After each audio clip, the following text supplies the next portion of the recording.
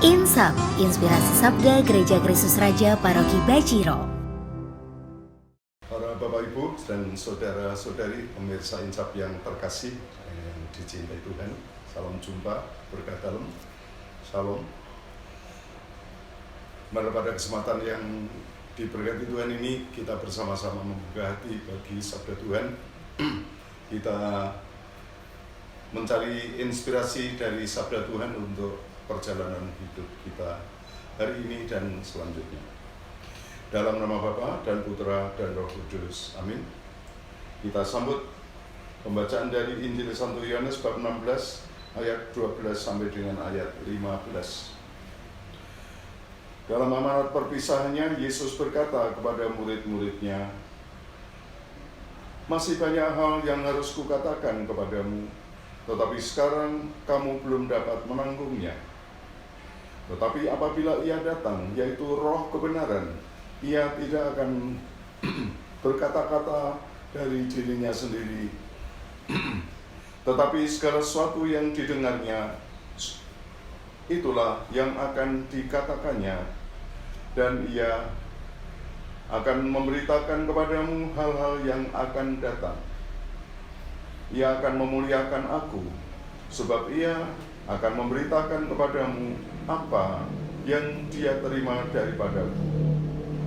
Segala sesuatu yang Bapa punya, ialah kepunyaanku, sebab itu Aku berkata, Ia akan memberitakan kepadamu apa yang Dia terima daripadaku." Demikianlah Injil Tuhan, terpujilah Kristus. Para pemirsa Insap yang terkasih di dalam Tuhan,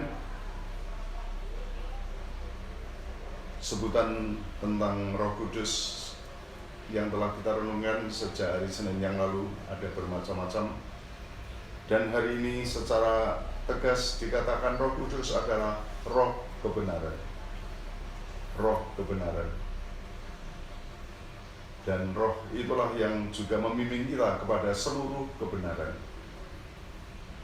Kebenaran itu apa?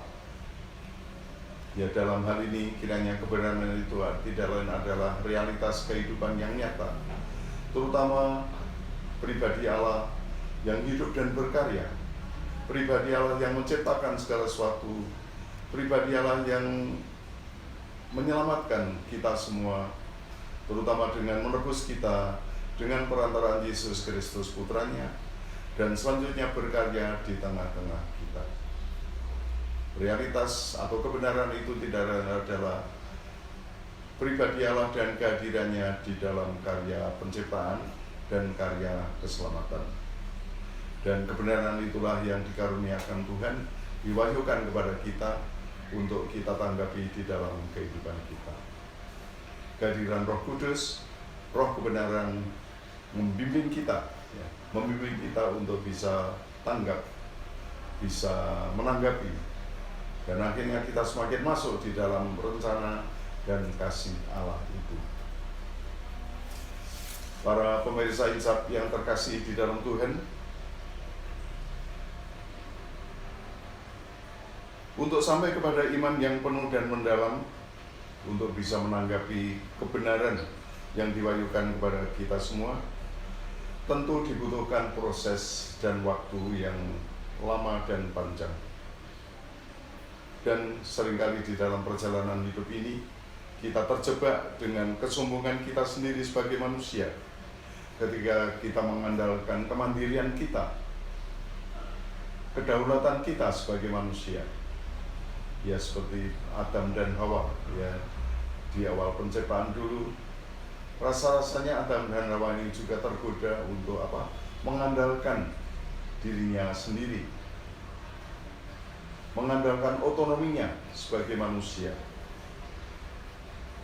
dan akhirnya mengabaikan apa yang menjadi perintah Tuhan, mengandalkan kemandiriannya sebagai manusia, mengandalkan kekuatannya sendiri, dan kurang rendah hati serta tidak terbuka kepada yang ilahi. Ya, dan itulah godaan kita juga sebagai manusia yang mempunyai sifat jasmani, dan juga asik dengan hal-hal yang jasmani di dunia ini. Bapak, Ibu, dan Saudara sekalian, para pemirsa Insaf yang terkasih, Roh kebenaran ingin menuntun kita kepada seluruh kebenaran. Dan iman kita kepada Roh Kudus, Roh kebenaran, tentu harus kita wujudkan juga dengan sikap terbuka, sikap rendah hati, untuk senantiasa membuka diri pada perwahyuan Tuhan, pada pemberian Tuhan, pada tuntunan Tuhan di dalam kehidupan kita. Kebetulan kita sekarang ini berada dalam bulan Maria. Kita bisa belajar banyak dari Bunda Maria yang rendah hati, Bunda Maria yang sederhana, namun bisa menangkap kehadiran Tuhan, penyertaan Tuhan, bimbingan Tuhan di dalam kehidupannya. Dan akhirnya Bunda Maria yang sederhana dan menempatkan diri sebagai hamba Tuhan itu dengan kerendahan hatinya bisa menjadi pelaksana sabda Tuhan dengan tekun dan dengan setia, walaupun mengalami banyak kesulitan di dalam perjalanan hidupnya.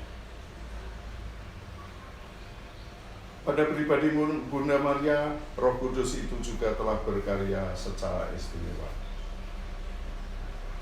Ketika tidak mengerti apa yang terjadi, ya misalnya ketika Bunda Maria menerima kabar gembira dari malaikat Gabriel, dikatakan di sana, Maria juga tidak tahu, tidak mengerti apa yang dimaksudkannya. Bunda Maria merasa kecil untuk menerima dan memahami apa yang menjadi rencana Allah bagi dirinya. Tetapi dikatakan di dalam Injil, bagaimana Bunda Maria menyimpan segala perkara di dalam hatinya dan kemudian merenungkannya. Ya, ketika menghadapi hal yang tidak jelas, Maria menyimpan segala sesuatu itu di dalam dirinya dan merenungkannya.